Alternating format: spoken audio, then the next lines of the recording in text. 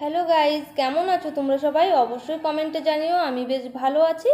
আর স্বপ্নাস ব্লগে আর একটি ভিডিও নিয়ে চলে এলাম। তো তোমরা পুরো ভিডিওটি দেখো, অবশ্যই পুরো ভিডিওটি দেখবে আমি আশা করছি। আর ভিডিওটি দেখে সুন্দর সুন্দর মিষ্টি মিষ্টি কমেন্ট করবে আমাকে।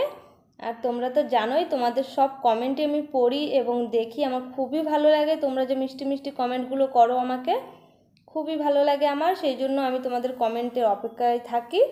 তো পুরো ভিডিওটি দেখতে থাকো, কি কি হতে চলেছে সবই তোমাদের সঙ্গে শেয়ার করব আজকে। তো দেখো, সকাল থেকে ভিডিওটি শুরু করছি। এখন হচ্ছে আমি সকালে ব্রেকফাস্ট বানাবো। আর ব্রেকফাস্টের জন্য দেখো আমি কি নিয়েছি। এখানে হচ্ছে ছোলার ডাল আর বাদাম ভেজানো আছে, এগুলো দিয়ে একটা চাটনি বানাবো আমি। তো এটা ভিজিয়ে রেখেছিলাম ভেজে। এখন আমি চাটনিটা করে নেবো মিক্সিতে গ্রাইন্ডিং করে। আর আজকে বানাবো হচ্ছে ধোসা। তো ধোসার জন্য দেখো এখানে বিউলির ডাল আর আলা চাল, এই দুটোকে আমি আগের দিন রাতে মিক্সিতে গ্রাইন্ডিং করে লবণ দিয়ে রেখে দিয়েছিলাম। তো এখন বেটারটা দেখে নিচ্ছি কতটা আমার পাতলা লাগবে, সেই জন্য একটু মিশিয়ে নিচ্ছি ভালো মতো। আর দেখো কারি পাতা আমি চাটনিতে ইউজ করব, সেই জন্য আর বেশি নেই। দেখো অল্প একটু, আমাদের একটা কারি পাতা গাছ ছিল, তো সেই গাছটা না আমার বর যখন আমাদের বাড়িতে পরিষ্কার করা হয়েছিল লোক এনে, তো তখন সে গাছটা না জেনে ওরা কেটে ফেলেছিল, না আমার বর কাটতে বলেছিল সেটা আমি জানি না, কিন্তু কেটে ফেলেছে। বড় একটা গাছ ছিল, তো সেই গোড়া থেকে আবার একটু একটু গাছ জ্বালাচ্ছে। তো সেখান থেকেই মা এই কারি পাতাটা ছিঁড়ে নিয়ে এসছে। আর একটা গাছ লাগাবো, ওখানে কারি পাতা খুব প্রয়োজন হয় রান্নাবান্নার সময়। তো খুব রাগারাগি করেছিলাম আমার বরের সঙ্গে যখন গাছটা কেটে ফেলেছিল। আমি বলেছিলাম যে কত ভালো গাছটা তুমি কেটে দিলে, আমার খুব প্রয়োজন হয়। তো দেখো এখন আমি বানাচ্ছি চাটনি। আর আমি এই মিক্সিতে চাটনিটা গ্রাইন্ডিং করে নিয়েছি, আর কারি পাতা, সর্ষে আর শুকনো লঙ্কা দিয়ে ফোড়ন দিয়ে দিয়েছি আমি চাটনিতে। আর এখন আমি বানাবো হচ্ছে ধোসা। তো দিদি আর আমি দুজনেই করছি। আর আরিয়ান এসেছিলো একটু আগে, আরিয়ান বলছিল যে আরিয়ানের খিদে পেয়েছে, তো আমি বানিয়ে দেব। আর ধোসা তো জানো বেশিক্ষণ থাকলে নরম হয়ে যায়, আর এটা একটু মচমচা করে ভাজা করলেই বেশি ভালো লাগে খেতে। আর এটা আমি এমনি ধোসা করব, কোনো আলু ধোসা করব না, মশলা ধোসা করব না। তো এক একজন করে করে দেবো, কারণ একটা তাওয়াতে করলে তো একজনকে করে করেই দিতে হবে। আর আজকে একটা সারপ্রাইজ আছে, যেটা হচ্ছে তোমরা তো জানোই যে আমার জিজু দিদিদেরকে দিয়ে চলে গিয়েছিল। আর দাঁড়াও একটু বাদে বলছি, এটা তোমাদের বলেনি যে আলু ধোসা বানাবো না বলেছি, আবার আলু কোথা দিয়ে দিচ্ছি। আগের দিন হচ্ছে আলু ছিল, যে দিদি করেছিল আলু পরোটা, সেই আলু দিয়ে আয়ুষকে করে দিচ্ছি, কারণ আয়ুষ আলু ধোসা খেতে খুব ভালোবাসে, সেই জন্য ওই আলুটুকু দিয়ে আয়ুষকে করে দিচ্ছি। আর এখানে আয়ুষ মার সঙ্গে গল্প করছে, আর ওকে করে করে দিচ্ছি, ও খাচ্ছে। তো এবার কথায় আসি, জিজু চলে গিয়েছিল। আর কি হয়েছে, দিদিদের আলমারির চাবি দিদি নিয়ে চলে এসছে, আর জিজু তো ওদিকটায় ডিউটি করছে। তা এখন জিজুর আলমারিতে কোনো দরকারি জিনিসপত্র নেওয়ার ছিল, আর চাবিও নেই বাড়িতে। তো জিজু বাধ্য হয়ে জিজুর আসতে হলো সকালবেলা। আর জিজু এখানে চলে এসছে সকালবেলা, বৃষ্টি হচ্ছিল দেখতে পেয়েছো, জিজু রেনকোট পরেছিল। এখন সকালবেলা জিজু টিফিন করে আবার বেরিয়ে যাবে, এটা হচ্ছে কথা। তো চলো দুপুরে রান্নাবান্নার দিকে যাই। এখানে দেখো মাছের মাথা, এগুলো সব ফ্রিজে ছিল, বের করে পাখার কাছে রেখেছি, যে গলে যাবে বরফটা, সেই জন্য। আর দিদি এখানে মশলা সব আমাকে বেটে দিচ্ছে রান্না বান্না করার জন্য। আমার দিদি সত্যি আমাকে এত হেল্প করে, কি বলবো তোমাদেরকে, তোমরা না দেখলে বুঝতে পারো না, সত্যি অনেক কেয়ার করে আমারও। এখানে দেখো পেঁয়াজ, টমেটো আর রসুন সব, আর এই যে জিরেটাও বেটে দিয়েছে। আমি তো জিরে কখনোই বাটতে পারি না। এখানে উস্তো রেখেছি আমার স্টাইল মতো, আমি আমার মতো করে আমি উস্তো, মাছ আর আলু দিয়ে একটা শুক্তো রান্না করব। এটা আমার খুব ফেভারিট রান্না। আমার মার কাছ থেকে আমি শিখেছি, দিদির কাছ থেকেও শিখেছি। আমার মা একরকম রান্না করে, দিদি আর এক রকম রান্না করে, কিন্তু আমার দুটোই খুব ভালো লাগে। আর এখানে দেখো কুঁদরি আর আলু ভাজা, কুঁদরিটাও আমি খুব ভালো খাই। আর এখানে হচ্ছে চিকেন। তো এগুলো হচ্ছে আজকে আমাদের দুপুরের মেনু। আমার চিকেনটা দেখো রান্না হয়েও গিয়েছে। আর বেশি কালার কেন দেখা যাচ্ছে না বলো তো, আমরা কাঁচা লঙ্কা দিয়ে রান্না করি, সেই জন্য কালারটা ওরকম দেখা যায়। আচ্ছা, দেখতে পাচ্ছ এতগুলো বাতাবি লেবু, হ্যাঁ সব আমার বর খাবে। প্রত্যেক দিন সকালে একটা করে বাতাবি লেবুর জুস খেয়ে ও দোকানে যায়, সেই জন্য একবারে এতগুলো করে কিনে আনেও। আর এখন দেখো আমি আর দিদি রেডি হচ্ছি, তোমরা তো দেখতেই পাচ্ছ। আর রেডি হয়ে কোথায় যাব সেটাও একটা কথা, কোথায় যাব তো দেখতে থাকো, তোমরা দেখলে তো জানতেই পারবে কোথায় যাব। বলছি দাঁড়াও। দেখতেই পারবে কোথায় যাব। তো আমি বেশি সাজুগুজু করব না, কারণ ইচ্ছে করছে না, মাস্ক দিয়ে তো সব ঢেকে দেবো। দেখো আমি লিপস্টিকটাও পরলাম না, আমরা যাচ্ছি একটু কাজের জন্য। আর ওরা ঘরে বোরও হয়ে যাচ্ছে, সেই জন্য একটু ওদের নিয়ে বেরোচ্ছি। আর জিজু তো সকালে এসেই চলে গিয়েছে, তো দিদি আরিয়ান সব বোর হয়ে যাচ্ছে ঘরে। আমাদের ঘর যেহেতু একটু আটকা, সেই জন্য ওদের নিয়ে একটু বেরোচ্ছি, বাজারে যাচ্ছি। আরিয়ান, আরিয়ান, আরিয়ান, হাই কর, হ্যালো,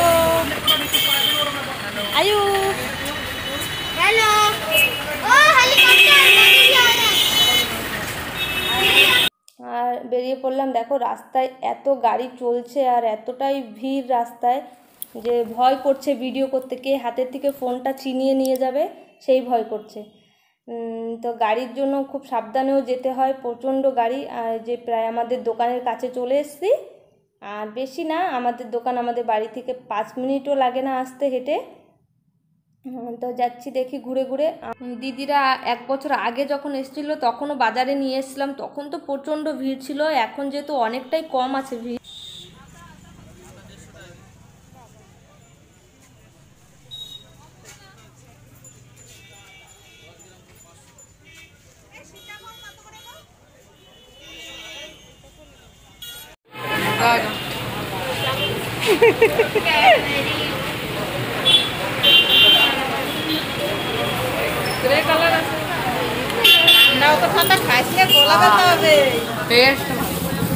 গরমের মধ্যে আছে, এত ঠান্ডা খেতে নেই। ঠান্ডা টাইমও ঠান্ডায় খাতে হয়। গলা ব্যথা হলে বুঝতে পারে।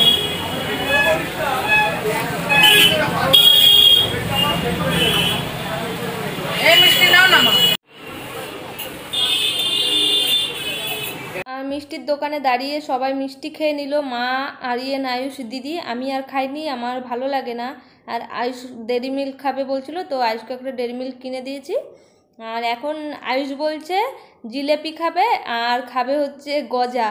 তো গরম গরম জিলেপি তো এখানে পাওয়া যাবে না, এখানে অনেকক্ষণ আগের ভাজা, ঠান্ডা সব, তবুও খাবে বলছে। তো এখান থেকে দিদি জিলেপি নিয়েছে, আর নিয়েছে হচ্ছে গজা, যে শুকনো গজাগুলো হয় না, সেই গজাগুলো নিয়েছে।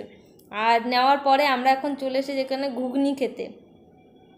প্রথমে ভেবেছিলাম যে এখান থেকে ঝালমুড়ি খাবো, কিন্তু ঝালমুড়ি আর খেলাম না, ঘুগনি। আরিয়ান বলছে ঘুগনি খাবে, তো এখান থেকে ঘুগনি, দেখো খুব টেস্টি হয়েছিল ঘুগনিটা, আর গরম গরম ঘুগনি একদম দিয়েছে।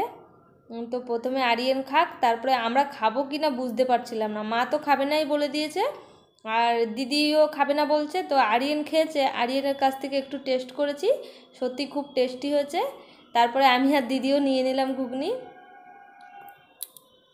তো 3 জনে খাচ্ছি, আর মা খাবে না বলছে, আর আয়ুষও বলছে খাবে না, ও ফুচকা খাবে। ও খেলো না, আমরা 3 জনে খাচ্ছি। আর সত্যি খুব টেস্টি ছিল ঘুগনিটা। আর এটা হচ্ছে একদম আমাদের দোকানের সামনে। আর এখানে বসে ঘুগনি খাচ্ছি, আর আমার বরের দিকে টুকুর টুকুর করে তাকিয়ে তাকিয়ে দেখছি। আর কি বলো তো, আজকে এক জেঠু এসেছে আমাদের বাড়ি ওড়িশা থেকে। তো ওড়িশা থেকে এসেছে, উনি হচ্ছে বাবার পিসাতো ভাই হবে, উনি আমাদের জেঠু হয়। তো উনি বাড়িতে আজকে এসেছে আমাদের, আর থাকবে। তো ওনাকে বলেছিলাম, উনি আবার আমার বরের সঙ্গে দেখা করতে এসেছে দোকানে। তো ওই ফাঁকে আমরা বাজারে ঘুরতে বেরোলাম, এখন যে বাড়িতে রান্নাবান্না হবে। তো উনিও বসে আছে দোকানে। বাইরে থেকে ঘুরে আমরা চলে এলাম, আর বাইরে গিয়েছিলাম যে ফুচকা খাবো, আয়ুষের খুব ইচ্ছে ছিল ফুচকা খাবে, কিন্তু ফুচকার দোকান আজকে একটাও পাইনি। আর আজকে তো বুধবার, আমাদের এখানে হাটবার, তো হাটবারে ভীষণ ভিড় হয়। আগে একবার দিদিকে নিয়ে গিয়েছিলাম, ভীষণ ভীষণ ভিড়, আর খুব মজা করেছিলাম। কিন্তু আজকে গেলাম, তেমন কোনো ভিড় নেই, বাজারে তো খালি খালি মনে হচ্ছিল। তো কি করব, গেলাম। দিদি আর মা রসমালাই খেলো, আমি তো পছন্দ করি না, আর আরিয়ান। আর ওই ঘুগনি খেলাম, তারপরে ফুচকা পেলাম না, দেখি কালকে আবার স্টেশনে যেতে পারি। বাবু গরম খুলে ফেলেছে সব। আর এখন আমাদের বাড়িতে এক জেঠু এসেছে, আমাদের উড়িষ্যা থেকে, নবরঙ্গপুর থেকে এক জেঠু এসেছে আমাদের বাড়িতে, মানে আমার বাবার শ্বশুর মশাই, তার পিসাতো ভাই, মানে আমাদের জেঠু মশাই হবে। তো উনি এসেছে বাড়িতে, আজকে থাকবে। তো এখন রাতে রান্নাবান্না করবো, ভাবছি বিরিয়ানি করব। আর আমার গলাটা না কেমন বসে গিয়েছে, বলতে পারছি না, এই কদিন ওয়েদার খারাপ ছিল, সেই জন্য রান্নাবান্না করবো। এখন এই মাত্র চলে এলাম আমি। আর তেমন কিছু এনজয় হলো না। আর ইচ্ছা ছিল ফুচকা খাবে, খেতে পারলো না বেচারা। বাবু কেমন লাগছে ফুচকা না খেয়ে একটু বলে দাও দর্শকদের। ফুচকা না খেয়ে কেমন ফিলিংস আসছে বলো। অনেক অনেক বেকার, মানে শুধু দুটো জিনিস গেছিলাম, একটা ডোরিটোস আর একটা আয়ুষকে চিপস কিনে দিয়েছি, তো আয়ুষ ওগুলো নিয়ে এখন খাচ্ছে খেলছে। আর যে জিলেপিগুলো নিয়ে এসেছিলো ওগুলো তো ঠান্ডা, তো আমার বর বলেছে যে জিলেপি দাও, তো জিলেপিগুলো এতটা ঠান্ডা ছিল ও আর খায়নি। ও যে আবার গরম গরম জিলেপি কিনে নিয়ে এসছে একটা মেলা থেকে, তো সেগুলো সবাই খেয়েছে। আর এখন রান্না করতে চলে এসেছি, এখন বাজে 9টা। আর দিদি দেখো সব গুছিয়ে দিচ্ছে আমাকে, বিরিয়ানি করব দু বোনে মিলে। আর বলা বলি করছি কীভাবে করব না করব সেগুলো।